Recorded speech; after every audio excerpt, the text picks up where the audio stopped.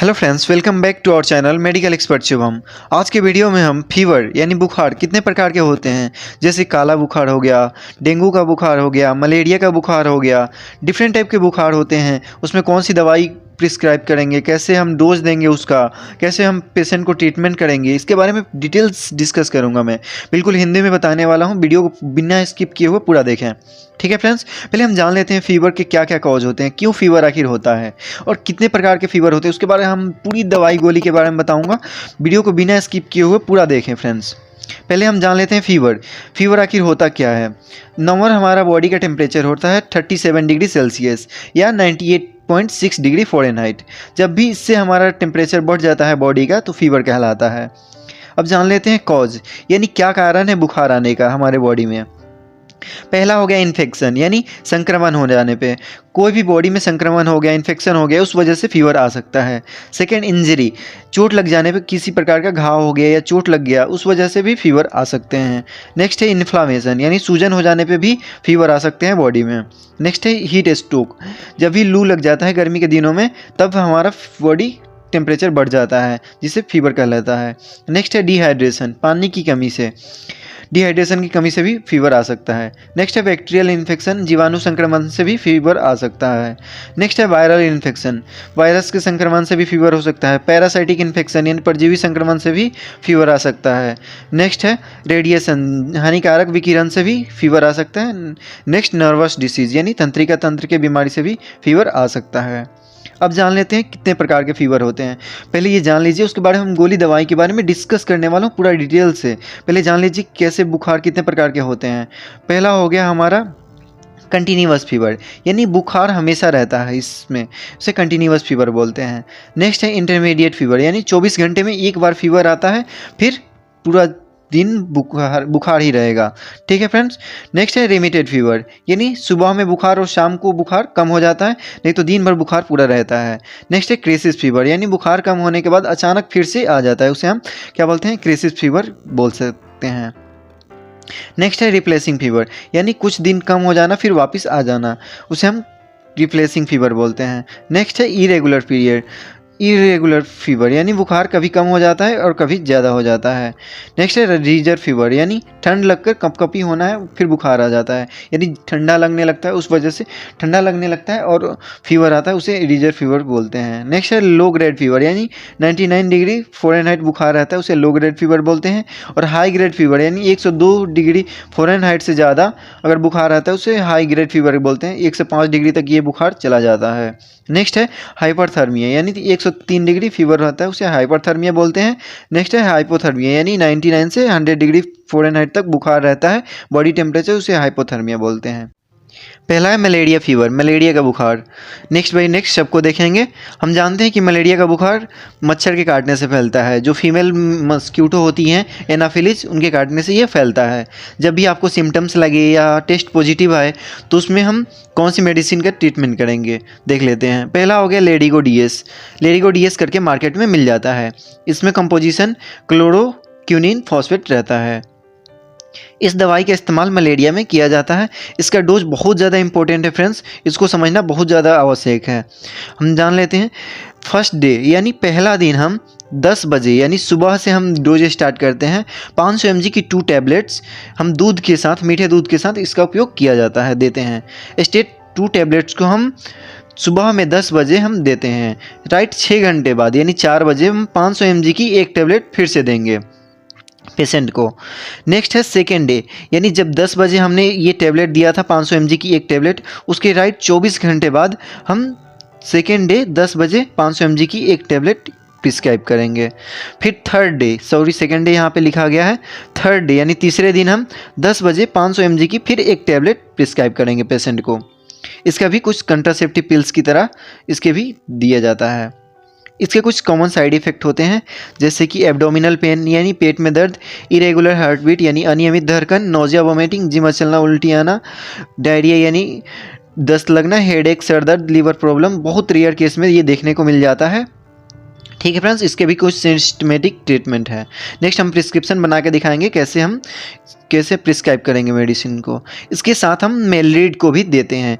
एक दवाई से तो हम ट्रीटमेंट नहीं कर सकते, पैरासीटामोल से हम बुखार को कम कर सकते हैं, अगर जड़ से ख़त्म करना है तो इस दवाइयों का इस्तेमाल किया जाता है फ्रेंड्स। नेक्स्ट मेडिसिन मेलरीड डीएस करके मार्केट में मिल जाता है। इसमें कंपोजिशन प्रीमाक्यूनिन फॉस्फेट रहता है। ठीक है फ्रेंड्स, इसकी डोज की बात करें तो 15 mg OD दिन में एक बार दिया जाता है 7 दिन तक। इसको ये जो वेट के हिसाब से कम और ज़्यादा भी कर सकते हैं। ठीक है फ्रेंड्स, इसके कुछ कॉमन साइड इफ़ेक्ट हैं जैसे हेडेक, नोजिया, स्लीपी। इसका हम सिस्टमिक ट्रीटमेंट कर लेंगे। ठीक है फ्रेंड्स, इसकी प्रिस्क्रिप्शन हम कैसे बनाएंगे तो हम देख लेते हैं। टैबलेट लेरिगो, पहले लेरिगो का हमने बता दिया है डोज कैसे देना है पेशेंट को और कैसे ट्रीटमेंट करना है।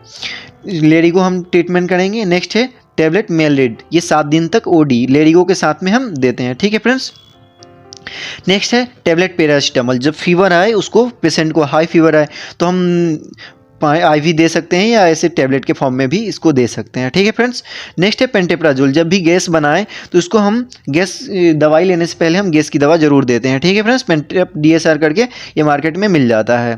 ये अगर पेशेंट भर्ती है अगर हॉस्पिटल में तो IV इसको इंजेक्शन के थ्रू दे सकते हैं। ठीक है फ्रेंड्स, टैबलेट ओंडम, यानी जब भी उल्टी होए पेशेंट को तो उस कंडीशन में हम 4 mg की टैबलेट दे सकते हैं या हम इंजेक्टेबल भी लगा सकते हैं। नेक्स्ट मेडिसिन है ल्यूमरेक्स करके मार्केट में मिल जाता है।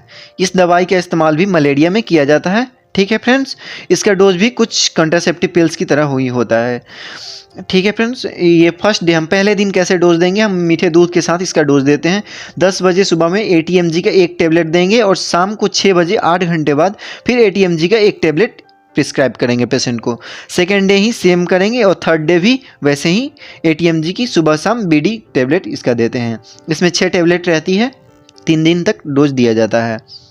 इसके कुछ कॉमन साइड इफ़ेक्ट होते हैं जैसे कि इस जॉइंट पेन, जोड़ों में दर्द, इरेगुलर हार्ट बीट, अनियमित धड़कन, नोजिया, वोमिटिंग, हेडेक, सर दर्द। इसके कुछ सिस्टमिक जैसे ट्रीटमेंट कर सकते हैं। इसके साथ हम मेलरीड, जो हम उसके साथ लेरिगो डीएस के साथ दे रहे थे, वो मेलरीड इसके साथ भी हम दे सकते हैं ल्यूमरेक्स के साथ। ठीक है फ्रेंड्स, ये दवाई लेरिगो टेबलेट या ल्यूमरेक्स के साथ भी दे सकते हैं। ठीक है फ्रेंड्स, इसका डोज भी सेम रहता है, 15 mg OD दिन में एक बार दिया जाता है। इसके कुछ सिस्टमिक साइड इफ़ेक्ट होते हैं जैसे हेडेक, नोजिया, स्लीपी। ये बहुत रेयर केस में देखने को मिल सकता है। इसको हम कैसे देंगे, जैसे ल्यूमरेक्स हो गया उसके साथ में हम मेलरीड डीएस भी दे सकते हैं मिला के। ठीक है फ्रेंड्स, इसका हम प्रिस्क्रिप्शन कैसे बनाएंगे। टैबलेट ल्यूमरेक्स पहले लिख लेंगे, टैबलेट ल्यूमरेक्स, ये कैसे डोज बताया मैंने कैसे देना है। नेक्स्ट है मेलरीड, 7 डे तक OD एक टेबलेट दिन में एक बार देना है। नेक्स्ट है पैरासीटामोल, जब भी फीवर आए पेशेंट को उस कंडीशन में फीवर कम करने के लिए इसका उपयोग हम करते हैं। ये दर्द हो, सर्द, हेडेक हो उस कंडीशन में ये एनाल्जेसिक और एंटीपायरेटिक दोनों काम करता है। नेक्स्ट है पेंटेप्राजोल, जब भी पेट में गैस बनाए मेडिसिन देने से पहले इसका उपयोग जरूर किया जाता है। नेक्स्ट है ओंडम, जब भी पेशेंट को उल्टी जैसा लगे तो इसका उपयोग हम करते हैं, SOS।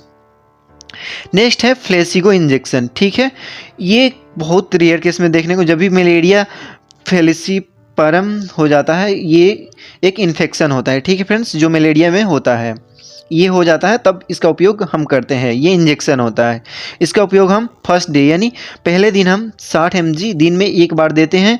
नेक्स्ट डे भी 60 mg एक दिन में एक बार देते हैं और फिर थर्ड डे भी दिन में एक बार 60 mg देते हैं। इसका सेम डोज रहता है, 3 दिन तक दिया जाता है। नेक्स्ट है डेंगू फीवर, ये बहुत ज़्यादा इंपॉर्टेंट है फ्रेंड्स। डेंगू फीवर बहुत ज़्यादा फैलता है, ये डायरेक्ट ब्लड सेल तक अटैक करता है जिससे कि प्लेटलेट्स बहुत ज़्यादा काउंट घटने लगता है। ये भी मस्क्यूटो के काटने से ही फैलता है। ठीक है फ्रेंड्स, इसमें हम पहली मेडिसिन है, ये नॉर्मल हम लोग फल फ्रूट जितना खाएंगे हम, इसमें कीवी फल और पपाया, पपीता जो होता है खाने से बहुत ज़्यादा रिकवर होता है इसमें। ठीक है फ्रेंड्स, जब भी आपको लगे आपको डेंगू फीवर हो गया है तो आपको फल फ्रूट्स खाना स्टार्ट कर देना है। इसमें हम मेडिसिन की बात करें तो इसमें कैरी पिल टेबलेट, कैरी पिल करके मार्केट में मिल जाता है। इसमें कैरी का पपाया लीफ जो भी एक्सट्रैक्ट होता है उसमें टेबलेट के फॉर्म में आता है। इसका डोज हम बात करें तो 1100 mg BD दिन में 2 बार दिया जाता है। 5 दिन तक लगातार इसका उपयोग किया जाता है फ्रेंड्स, फिर बहुत ज़्यादा रिलीफ देखने को मिल जाता है। इसके कुछ साइड इफेक्ट है जैसे नोजिया यानी जी मचलना, स्लीपी नींद आना, इंडाइजेशन, खाना नहीं पचना, वोमिटिंग, उल्टी। इसके कुछ कॉमन साइड इफेक्ट हैं जो कि देखने को मिल सकते हैं। नेक्स्ट है टी साइड, खून की बहुत ज़्यादा कमजोरी हो जाती है पेशेंट को। ये डेंगू फीवर एक बार हो चुका है फ्रेंड्स हमको भी। इसमें उपयोग होने वाली मेडिसिन है टी साइड करके मार्केट में मिल जाता है ये सिरप। ये डेंगू प्लेटलेट को बढ़ाने के लिए बहुत ज़्यादा दी जाती है। फल फ्रूट्स खाते रहना है, सुबह शाम आपको फल फ्रूट्स बहुत ज़्यादा खाना है फ्रेंड्स। कीवी और पपाया जितना हो सके उतना खाना है।